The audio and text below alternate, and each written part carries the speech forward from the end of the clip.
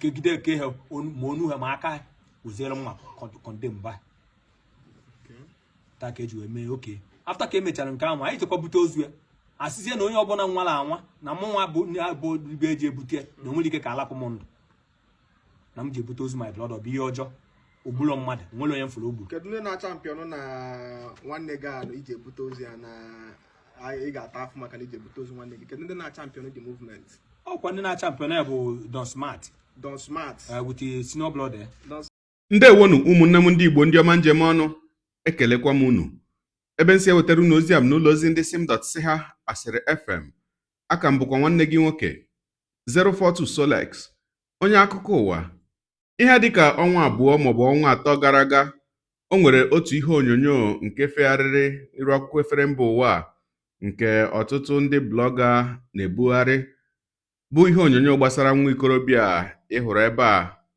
bụ onye nke akpọrọ Ekene. Ya bụ nwa ikorobịa bụ nwa dibịa na steeti Enugu n'obodo Amagunze nke nọ n'ime okpuru ọchịchị Nkanu East na ya bụ steeti Enugu. Ma mgbe ihe onyonyo ya fepụtara n'ọnwa ole na ole gara aga bụ mgbe ụfọdụ ndị mmadụ n'obodo ya bụ Amagunze wakporo ụlọ ya wee sị na ya bụ nwa dibịa na ọ na-egbu mmadụ na ọ na-eli isi mmadụ tupu o hibe arụsị. Ya bụ ihe mere dịka ọ gasịrị izuụka ole na ole awakporo ụlọ nwa dibịa nke ọzọ na obodo Ezeagụ bụ onye nke ama dịka Ezeani, onye nke ahụrụ ozu ndị mmadụ na olulu n'ime be ya. Mana ihe dịzi iche bụ na dịka ha bụ ndị obodo Amagunze wakporo ụlọ nwa dibịa nke a ịhụrụ bụ onye akpọrọ Ekene na onweghị ihe ọbụla ha nwetara ebe ahụ gbasara ahụ mmadụ maọkwanụ ozu mmadụ maọkwanụ akụkụ ahụ mmadụ ọbụla. Mana ya bụ okwu ebeghị ebe ahụ maka na ihe anyị na-anụ ugbu a bụ na ya bụ nwa ikorobịa anwụọla. Ha sị na egbuola ya, ma ndị a na-atụkwa n'aka dịka ndị ọnwụ ya dị n'aka bụ ndị ahụ boro ya ebubo ndị obodo ji maka ya wee wakpo ụlọ ya wee kụrie ọtụtụ ihe na ọnwa ole na ole gara aga. Mana ihe onyonyo a anyị ga-enyo anya na ya ugbu a dịka nwanne anyị nwoke bụ Ihedi the Light of Africa si wee garuo na ezinụlọ ya bụ nwa amadi. Ma ihe onyonyo a anyị ga-enyo anya na ya ugbu a anyị ga-ahụ ụlọ ahụ ha bụ ndị obodo Amagunze wakporo ụbọchị ahụ ma hụkwanụ ọnọdụ a hapụrụ ya bụ ụlọ ma ihe ndị a kụriri akụri ma ihe ndị egwupụrụ egwupụ ma ihe ndị ezururu ezuru na ya bụ ụlọ. Ogologo kwa dị mmanụ ka mgbede, ya mere buru oche gị kpụdobe nso ma nọrọ ala ka anyị anya na ya bụ ihe onyonyo ma nụrụ ka o si wee gaa n'obodo Amagunze nke nọ n'ime okpuru ọchịchị Nkanu East na steeti Enugu. Ma ya bụ ihe onyonyo ọ ga-etokwa ogologo, mana biko nwanne m nwoke nwanne m nwaanyị, ọ bụrụ na ị nwere ohere ọ ga-abụ ihe magburu onwe ya ma ọ bụrụ na ị ga-ewepụta nwa oge wee kirie ya bụ ihe onyonyo ruo n'isi ka ịhụ ebe ya bụ okwu bidoro ma hụ ebe o chere iru wee na-aga ugbu a. Ya mere a sịla na Solex si kama lere onyonyo ya. Yes, my people, this is the Light of Africa, and I'm live here at Amagunze, Umuokwala community in Nkanu East local government area, Enugu state, at the compound of Ekene Etavo, Ekene Namane, a native doctor that is video surfaced on the media 3 months ago, where youth of this particular community vandalized this house, destroying the window glasses. You can see the window glasses being broken. See the window glasses. Destroy his plasma TV, burnt his bike, destroy literally everything in this house on the accusation that he buried human being in this compound. And so they even posted a video on the media where young youths were digging different places in this particular compound to exhume dead bodies that the young native doctor buried. And after all the aggrandizement, after all the show of zeal and strength, there was no single dead human being body or any evidence of any buried rat beneath the compound of this man. And so a few months after this particular event, remember, this event was posted or brought to social media by a young man called Don Smart Naji on Facebook. And then few months after this particular event, again this Don Smart began to accuse this young particular Ekene Nnamani that is responsible of killing the former chairman of this community and the wife of a pregnant woman who went to deliver in the hospital through CS, a hospital with no ICU, a hospital with no electricity, a hospital with no satisfied doctor, that a pregnant woman died there during operation. Don Smart TV moved the motion that he knows that Ekene Tavohand is the person who is responsible for killing the pregnant woman during CS and the former community chairman. And as a result of that, 1 week after this allegation from Don Smart TV, Ekene Tavo was ambushed in the bush, and then a rope was put on his neck at Nyaudononu Kepiakazo and killed him in the most painful way for a human being to die. After the death of this particular young man, Ekene was not the only person that was killed that day. He was killed alongside his friend that went to escort him on that walk they were going at Ebonyi State. Brothers and sisters, the heart of men are evil against anybody that they want to eliminate. After killing this particular Ekene, and the picture was posted in the WhatsApp group where Don Smart TV was raising the allegation that Ekene was the person who killed the former chairman and the wife of Chimobi. Immediately the picture was posted, Don Smart TV deleted the picture from the WhatsApp group. And up till now, there have not been any solid substantial investigation into the cause of the death of this man. And even though this particular case have gone to the Commissioner of Police of Enugu State, they are yet afraid to render their voice in the rightful way and to do investigation to arrest the culprit. And that is why I, Light of Africa, came all the way from Oka this afternoon to hear from the voice of the brother of Ekene direct. And after hearing from the voice of the brother of Ekene, we are equally going to show you the 4 places that was dug in the house of this man when they vandalized his house to excavate dead bodies. We are equally going to show you the damages being done in the house and the bike that the youth villagers burnt. This is a message that every person who participated in this action should start getting his evidences ready. One name, Obulibo Kagema Ulibo, Korowa, Ima, Wasatale Buka, Ekene, na youth of Umopala community. Okay. Ekene my brother. Yes. The same father and mother. Yes. Ekene ye tom dialect now when you can talk with form or to get on kind of more cut as a dialect. Yes. The same father and mother. Yes. So Gia Badaba. The day I got big. A Western I may be. We shall not go to maybe name when you can. Chogori both the OJ Mio Mena, no both the age. Let me be when you can. Yes. What I gonna have below your boot. Even I will be where we can go and half below your boot. Yes. See simple mad. Now gonna phone your bunanga equal everybody and a football mon you. I told half football to pass some mad. Where but I had. Yes. So I make it from that day. Chimobi and the Chino blood there. Yeah, the first person with him Pierre. First person move with the motion. There may be a year. There may be a the compound. Yes. So okay, can you name maybe now? Okay, even my own control what my own. Not only in cake, even my own. And how what I glad the whole union, then I bad, the whole my bed, my everything up in this compound, help on everything. 2 machine, 4 gen, Nunu gen. Abon 2 machine, 4 generator with 4 foam. Okay. Plasma TV to 7, abon everything. Solar energy to 9, which is someday here. Bundana balok. Yes. Evidence. Or the back at that. Get so yeah, need to be make it about the thing. Okay, just the police where was it before Shabia can they umopala go her damages. And okay, the police acknowledged. Wait, you are going far. When that they vandalized it we go on nearby. Only any human being body or any human being body with it. Even here with it that they which I will go there. Jeba they go show. Here with a vision go told you well, I go to wall.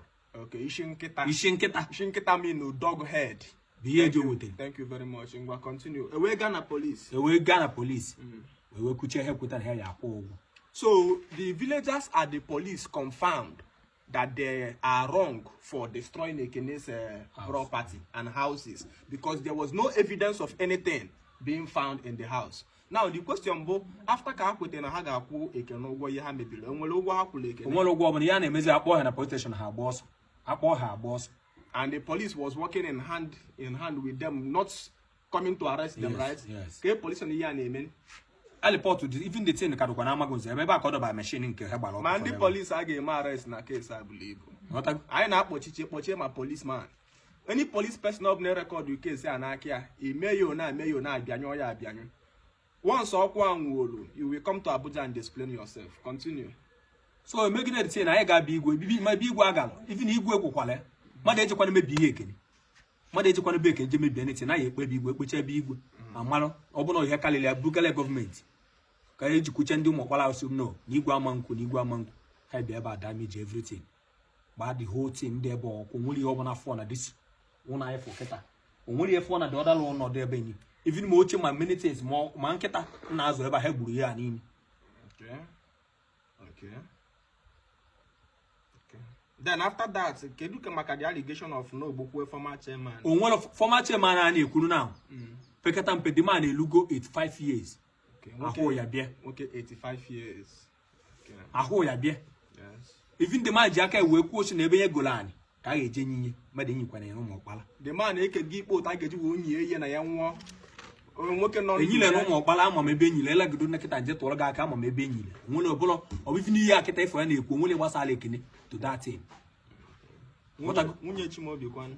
Nwunye Chimobi. Ụlọ ọgwụ ebu ega nwoga jeju ese mmadụ jeju onye ọbụla na-eza nwere ezigbo ụlọ ọgwụ dị na-eza niile asị ho. Okay, is that hospital ka ebu the woman we ga operation there. There's no ọkwa dịrị ebe ahụ. Je na adịrị ebe ahụ, list adịrị ebe ahụ, nwere ihe ga-achị na-ekwe ihe gosili yes na ihe abụ normal hospital a na-eme. Emeche the thing even onwe ndị nwụcha na-amagozo bute afọ ime. Ọ bụrụ na egbu ọ bụ sanya ma bụ ndị na-anwụ onwe nke nwụrụ na-eke ime ụbọchị na onwe nke nwụ na nje egos bụ nwaanyị jele mụ budu te nwụlọ normal ụlọ ọgwụ. So na ha melu the same be flesh of na ha wuji ego.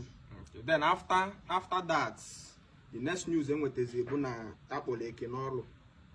Two boys bịara as no according to as a one girl and one boy bịara ebe a. Yes. So we kpọọ Ekene ọrụ. Ekene wee gaba ebe ahụ with two machine na phone na with ATM. Yes. We gaba ebe ahụ. We na-elu n'ụzọ amalụ na that girl and that boy apply go ndị nọ na ụzọ eche ha nwee iluta na data ebe a pọtọpọtọ ahụ ka ya gba blake ebe ahụ bandịrị ka elu pọtọpọtọ ahụ ndị aship from inside bush wee tụọ ebe ahụ wee jide ndị a ka ede ekecha ya kegide eke ha ma onu ha ma aka wụziere mma kọndem ba taa ka eji wee mee oke after ka emechara nke ahụ anyị jekwa bute ozu ya asịzie na onye ọbụla nwala anwa na mụnwa bụ ibe eji ebute na onwere ike ka alapụ m ndụ na m ji ebute ozu my blood ọ bụ ihe ọjọọ ogburo mmadụ nwere onye mfụrụ ogburu. Kedu ndị na-champion na nwanne gị anụ iji ebute ozu ya na ị ga-ata afụ maka na iji ebute ozu nwanne gị? Kedu ndị na-champion the movement? Ọkwa ndị na-champion ya bụ Don Smart. Don Smart. With the senior blood there. Don Smart ga-aza anyị na Abuja. So ọkwa onye nwa with many people you know all this mbịagodo n'ebe akịta. And the youth chairman ọkwa? But with youth chairman mbịagodo n'ebe akịta m na-apụta kịta emelu call solu m. For sometimes ụfọdụ na mama nlalụ na compound. For sometimes if na gate ote fọcha ka elu mmadụ 3 kwụ. Okay.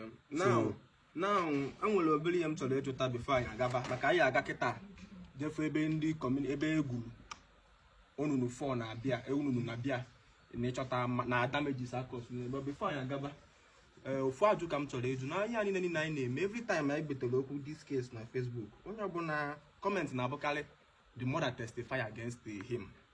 Kedu nke bụ na kedu ebe isiokwu nke mme anyị bịa gba aka ebe against the boy? Ifine ọbụna na-elekọdịrị ya ga-abịa igwe ekwuru m ebe ahụ. Yes. Ihe melu Ekene na my mom nwere nsogbu. Okay. So nwere ihe ọbụla ọzọ na-esi ene na mbụ. My mom dị tough. Onye Chukwu nwere wisdom ihe ga-anọ with my mom. Onye Chukwu na-enyere wisdom ama nọ with my mom. Ma ọ kpọkwa ya bụrụ nwaanyị ọ kpọkwa ya bụrụ nwoke. so ebe a bụ nke ebe gbasara mma and ndị a atu duto na amazum ihe melu duman wezela aka ekwete ma nke o melu maka ọ na-emelu nwunye Ekene kwanụ since kedu maka nwunye Ekene n'ihe a since emere ihe anụnwa nwunye Ekene kpọzi n'ụmụ ụmụaka one ka ọ mụgolo Ekene ihe ọ mụrụ Ekene bụ ụmụaka 7 ụmụaka 7 na ke ka a shelikonu ndị since Ekene nwa ụmụakwa ka eshi eri nri bikos mgbe even ATM ma nwere ihe ọ bụla ha na-eri ọmụnwa ji aka m wee chee ka onye lebụkwa nọ n'ebe a abịa gbuo onye wute afọ ime ọ dị ya na agbakwa bịa ọ bụrụ onwe pele ihe pelens ga na-emeli ya na-emeli but mgbe ọbụla mmebi bikos ọrụ anyị na-arụ bụ ọkọchị ka o ji esi ite ọfụma and on smart move motion na onye ọbụla ga-emetụ ozu aka ma bịagodu maka cross ma compound ya cross compound na na-aga egbu onye ahụ anyị ga-ama onye chi don smart ọzọ then onye a senior man egbu nwanne ya dide egburu Ekene ọ bụ ọsọ Ekene ka egburu ha dị friend na-eto egbu mmadụ ebo na-aga disi ije nwanne onye Asha Ọnịcha ọ bụ okwe na village ya ebio Oshi Ọnịcha bata ebe a the only son mmadụ ka o duga enyi ya nwoke ozi nwere ihe gbasara ya na this case ejide ya kepụ ya aka azụ welu mma na-egbu ya ka a na-egbu ya tiri egbupụ ya echi so gbadoro ndị mere ya ọ na-atara ego nwanne bịa ka igosi anyị ebe egburu onunu na the compound then na-agabazie na nke nwunye because nwunye Ekene anọghị ebe a even ma hotel ejidere everything vandalize everything anyị ga-agalụ ya n'isi everything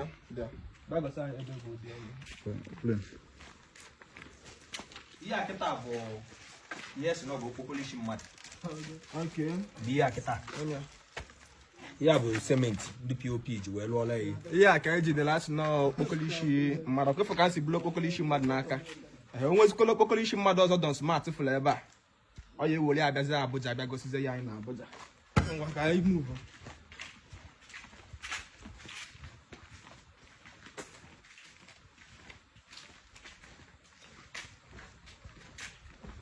ebe a na ebe egburu ebe a then ụmụ nkwụ bụ ebe a nke first place ebe egburu dịkwa ebe a so esi n'ọba ebe enyi mmadụ wee gbuo ya niile bọgide from A to Z even nkwụ akịta ncha n'elu ya abọcha everything onwere ọ bụla nna anyị ukwu don smart na every single youth so wee bịa vuo ihe a onye ọbụla ijide shovel iji ebubo ihe ebe a wute shovel gị n'aka nle gị jide ihe ibupụta n'aka ekpe gị maka ihe deliver ya very very soon. Thank you very much.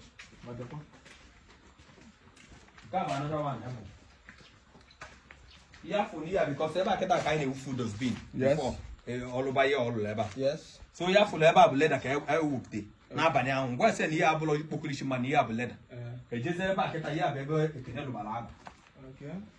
Yeah, get that. Okay, let it in ever. Yes, no population money. Mo kema ngwele mani ya vishenke ishi anụmanụ na ọlọ mpibi ya ishi mmadụ ọ enwelezi mpi nwere bọza ha mana before anyị na-aga bọza ha gburu onye bana ya na glass a the whole grass na ya akwụ glass mmadụ orukwe nke abịa na ya akwụ glass nọ na be mmadụ na-enwele any evidence ị na-anya n'ime na ịfụ ihe niile dị n'ime na ọdụkwa ka ya kakwara ya aka bịa na ya kwụrụ glass mmadụ onye ọbụla nụgoro ụlọ ma ego na-ele glass a from up to down onye ọbụla nụgoro ụlọ wegokwa ihe enu onye ọbụla megoro ihe dị n'ụlọ ime ego na iji wee lụọ glass onye kwụrụ ya ị ga-achịbado ga-adị ya nke grass ụfọdụ the guy bụ ya na obu nke a wee na oke ebugo ma television wee na ebu glass that means not kwa maoli ma phone dị ka Ekene dosa n'ime na-ebu wee na the guy bụ with Jane eji akọmpụ mmiri no serve I have everything nwere onye a na-emere ebe a onwere isi mmadụ dị ebe a ya grass ya kụpịasịcha the whole grass n'ebe a ka isi mmadụ dị onwere isi mmadụ afọ n'ebe ebe a ka egwu ọ dị ka ebe a ka ọ na-eme okwu afọ ememme na ebe a ka egwu onye ọbụla so wee participate n'igwe ụlọ na gbaa mbọ ka ijide ihe igwupụtara n'aka ebe a maka n'oge na-adịla anya akpọọ gị bịa lọ abịa bulu gị oles m ga-agbafu n'obodo a onye nwere ebe ọzọ ọ na-agọsị anyị this line okay 4 places 1 2 3 4 here we have 4 4 places. Okay. With this glass, under the allegation na the board. I won't take clear serious now. Ebunye mmadụ ọkada na my village. One day, Emmanuel Utobo. Ema wolo ọkada ahụ nwa accident. Ụmụ nwanne ya si na nchọrọ iji ema wee gwọọ ọgwụ ego. If you don't handle this thing seriously now, olu echi chekwe nwe ka nsi mewe ọfụma. No mgbe ọ chọrọ iji ema wee gwọọ ọgwụ ego. Before na ma plan what I ga-esi wee gbufu ogo na anwa. Ja ka anyị gawa. Yeah, this door, Peter. You know, you have to pop this door, pop. I broke this door, broke everything here, from up to down. Everything here was bad. Yeah, I get tired of 10 pieces. Okay. That they have a polo 7. Okay, have 7. Man, come and channels have to check on Chanini. Now, Amagun's more community. Yeah, all how much I care about you. Tama Palaketa. Yeah. Television, everything over the chair. Everything over the chair. Head or hand, child from Gawena. Television, the Weber. Stand fine. This chair is a new one. I born from Kedeva. Okay, I born everything. Both my own, everything, my machine, everything, all of those and everything. Okay. I'm evidence. Can you see again?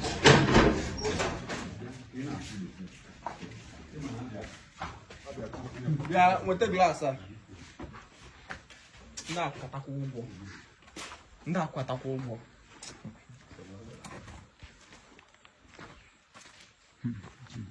Yeah, machine in Kawa. Yeah, new machine. New brown machine be here. Okay. Machine no ekene agbala okwu ebe a. Yeah, beta new gen no ka go okwo to mepe hotel ona. Okay, aga agbakwo di gen no. You have gen I na-use ọka bụkwara ọkụ. Na hang. Agwọ gị ya na ebe a kịta. Man of millions of naira bi ya kịta. Ne no ọkada, ne gen. Ne gen. Gen never go dey turn 1 2 3. Nekwa ebe a nọ wee gba the thing. So onye bịara ikwu ọsị gị na eti ọnụ ya egbuo ka eji gbuo nwanne gị. Gbagoro afa mmadụ ebe ọma ịtọ so wee bịa ihe. Don Smart bịara ebe a. Don Smart 1. Golden Plate bịara ebe a. Golden Plate nọ n'elili na Muri Road. Chimaobi so bịa ebe a. Chimaobi. Nke nwunye anwụ na. Nke nwunye anwụ so bịa ebe a. Yes. Ọ ka ha kalịla ama m ha ncha nwere ọkwa ndị be anyị ka ọ bụ. Ọ ha maọbụ ndị bịara ebe a wee vandalize everything. So Babylon, we face this compound. Yes, my people. Here I know justice. About attack and the mad with the boy mad allegation. Eboga allegation. Without no evidence. They move people into your house and begin to vandalize your house. And then we king on us no come no namagunze come. Be careful. Once open is so hundred mad me ye me. What a pakali ibe nkundi Igbo sa sna ọkpa nke a na ajọ ofe. Maka na anyị na-abata ebe a dọm sure na unu enu ifu buru ibu. Enwere ike ọ bụrụ unu enu edobere ebe a bụ ihe gbawazili onye ọbụla. Gbawala onye ọbụla obi kekọ so na village lụọ unu enu. Na hotel. Ihe na-agwa onye ọbụla na ọkada ndị mmadụ dị wicked. Na ọkada mmadụ go na ejenu mmadụ go. Na ụlọ mmadụ lụrụ. Ka mmadụ bịa kụkata ihe kwụka ma TV, kwụka ma glass, kwụka everything. Bulu ya na-apụ na ọbọrọ kwọfụ sọ ma agbakwa sọ ma ọkwụ ebe ahụ ha bukwa wee na. Ụmụ ndị nke egbu wee na. Yes. Ụmụ ndị egbu wee na. That means no only could no be akude. Don Smart. So but the man drop all number, he drop all number again na Facebook. See more make invite. Relax. Abo ma make invite. Bag make invite na bia. And they make invite. Ya bagota Abuja ke bia cover with your friends. And anybody obu nepa we be eba. Ogaza ajuju dunia. Thank you so much. Ma like ka je fun wunya. Maka mo ga na chikwa kana mgbeda.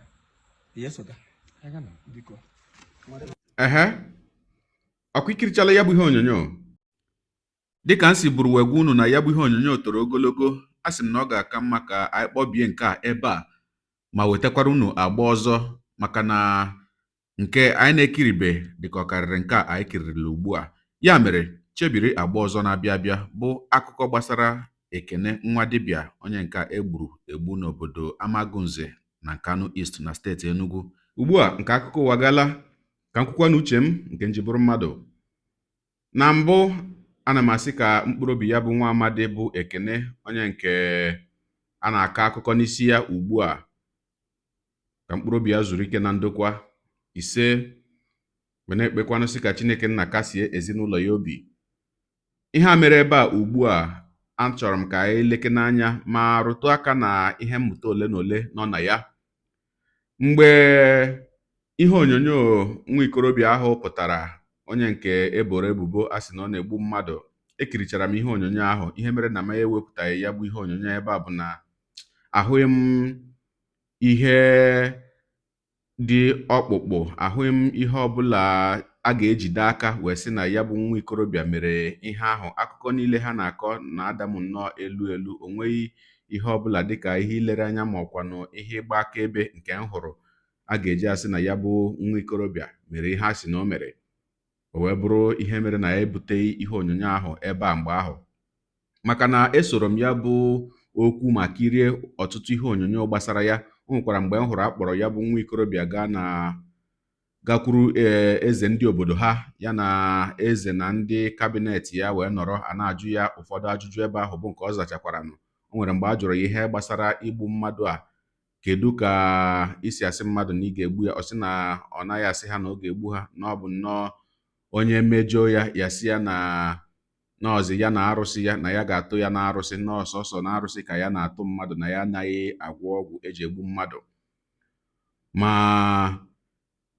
ihe mmụta m hụrụ ebe ahụ, n'agbanyeghị na ya bụ nwa amadi alala mmụọ, mana anyị ka ga-ewere ihe mmụta dị ebe ahụ na akparamagwa ọ kpara, maka na ya bụ ihe na-eme ọtụtụ ndị mmadụ ndị ka dị ndụ. O nwere ụfọdụ ndị mmadụ na-abụ gị na ha mekọ ha n'ihe, onwe ka okwu si wee sere gị na ha. Ihe ị ga-anụ bụ I will show you, m ga-egosi gị onye m bụ, m ga-eme gị ihe. Ọkwa ị hụrụ obere okwu ahụ na-adapụtacha mmadụ n'ọnụ otu ahụ, ụdị obere okwu ahụ na-egbu mmadụ ọnwụ. O nwere ike o nweghị ihe ibu n'uche mgbe ị na-ekwu ya bụ okwu, m ga-egosi gị onye m bụ, I will show you Pepe. O nwere ike mgbe ị na-ekwu ya o nweghị ihe ọbụla ibu n'uche na ị ga-eme onye ahụ, mana onye ahụ ị gwara okwu ahụ ewerela ya na ị chọrọ igbu ya maọkwa na ị chọrọ ime ya nke a, onye ahụ agakwa wee kwadowere gị. O wee bụrụ ihe dị mkpa na ọ bụrụ na ị bụ otu onye n'ime ndị ụdị okwu ahụ na-apụkarị n'ọnụ ma gị na mmadụ ibe gị na-emekọ ihe, ọ dị mkpa na ị ga-eji nwayọọ wee duo onwe gị ọdụ, maka na a sị na atụọrọ ọmara ọmara atụkwara n'ofeke, ofere isi tinye n'ọfịa. Ọzọ dịka ibe ya wee bụrụkwanụ mgbe ọbụla ị hụrụ ebe mmadụ na-eti mkpu sị na onye a mere ihe dị otu a, na onye a zuru ori, na onye a gburu mmadụ, ma na onye a kpara arụ dị otu a, esokwala onye ahụ na-eti mkpu wee gaa tiwe mkpu sị na onye a mere ihe dị otu a ma ị hụbeghị ihe ịgba akaebe bụ nke ama dịka evidence si na onye ahụ mere ihe ahụ a na-eti na o mere. Maka na ihe ị na-ahụkwanụ jungle justice bụ nnọọ otu onye malite tiwe mkpu na onye a bụ onye ori, na onye a bụ onye nka, na onye a mere nke a. Onye nke abụọ gbataghana na-ajụghị ihe o mere, bido kụwa onye ahụ ihe. Onye nke atọ na-abịa, ọ gaghị ajụkwa ihe o mere. Onye nke anọ na-abịa, tupu ime ihe na-eme akụwa mmadụ ihe, ụfọdụ oge akụgbuo onye ahụ ọnwụ. O wee bụrụkwa otu ihe ahụ dị na ụdị ihe a mere n'ụlọ nwa ikorobịa a na-ekwu maka ya. Maka na ị nwere ike wee nụ na onye a sị na onye a na-egbu mmadụ, na onye a sị na onye a na-egbu mmadụ, ịchapụta nnọọ wee tinye olu gị na asị na ọ na-egbu mmadụ, na ọ na-egbu mmadụ, na ọ na-egbu mmadụ. Mana ịmaghị na onye ahụ pụtara nnọọ ụtụtụ si na onye a na-egbu mmadụ na-atụghị aka, ịmaghị ma onwe ihe na-esegburu ha abụọ, ọ chọọ imebi aha onye ahụ. Ịmaghị ma onwe ihe ha abụọ na-azọ azọ, ọ chọrọ ịla ndụ onye ahụ n'iyi. Mana ozugbo ịnụ hara na onye a na-egbu mmadụ maọkwa na asị na onye a mere nke a, iburula ya n'isi, ekwewe ya ọ bụrụ egwu, tupu ime ihe na-eme ihe mebie. Wee na-asị onye ọbụla ị hụrụ a na-eti mkpu n'isi ya sị na onye a mere ihe dị otu a, na onye a mere ihe dị otu a, tupu ị sonyekwa wee tiwe mkpu ahụ sisi gosi gị ihe ahụ onye ahụ mere, ka ị nwee ike jide n'aka na ihe iso wee na-eti mkpu ya na ihe na-awụnye aka gị na ya bụ eziokwu, tupu itinye onwe gị na nsogbu. Ọ dị mma ka njedebegodi ebe a. Gị onye ụwa, onye na-egere akụkọ ụwa m, ịmara na etu anyị si eme ya, denyere anyị ebumnuche gị, otu isi wee hụ ya bụ ihe nke ikiriri ugbu a na ngalaba okwu, ka anyị mara uche gị, n'ihi na uche onye adịghị ya njọ. Daalụkwa gị na-eso eburu anyị sonye. ekelekwa m gị wee na-asị gị jide ka iji. Onye asị ya jide ka o ji, ị mara na nke o ji kacha mma. Ekpere m bụ na Chineke nna ga na-anọnyere gị ọpụpụ gị na mbata gị, na-etinyere gị aka n'ezi ihe niile nke ị na-eme. Gị tapụkwanụ mbụ ị na-ahụ ihe onyonyo anyị, asị gị nnọọ. Onye gị na ya ka nakwa 042 Solex, onye akụkọ ụwa n'iru akwụkwọ efere mba ụwa. Ya mere, ọ bụrụ na ka m mere dị gị mma n'obi, nwanne biko, ọ bụ na Facebook ọ na Instagram ka na-ahụ onyonyo pịara m follow, ọ bụ na YouTube ka ị na-ekiri ebe ihe onyonyo pịara m subscribe, ya na mgbịrịgba anya n'akụkụ ka ime ike na-enweta ihe onyonyo ndị ọzọ nga na-ewetara gị n'ọdịnihu. Igbo ndị ọma njem ọnụ, Igbo mụrụ nze m ọzọ, ekelekwa m unu wee na-asị na ọ ga na-adịrị unu niile mma o. Ise ngwanụ tụsawara m ihe onyonyo a na-atụsara m ya bụ ihe onyonyo na-apịrị maka na share button. Ya mara gị mma onye nke m. Udo dịrị unu.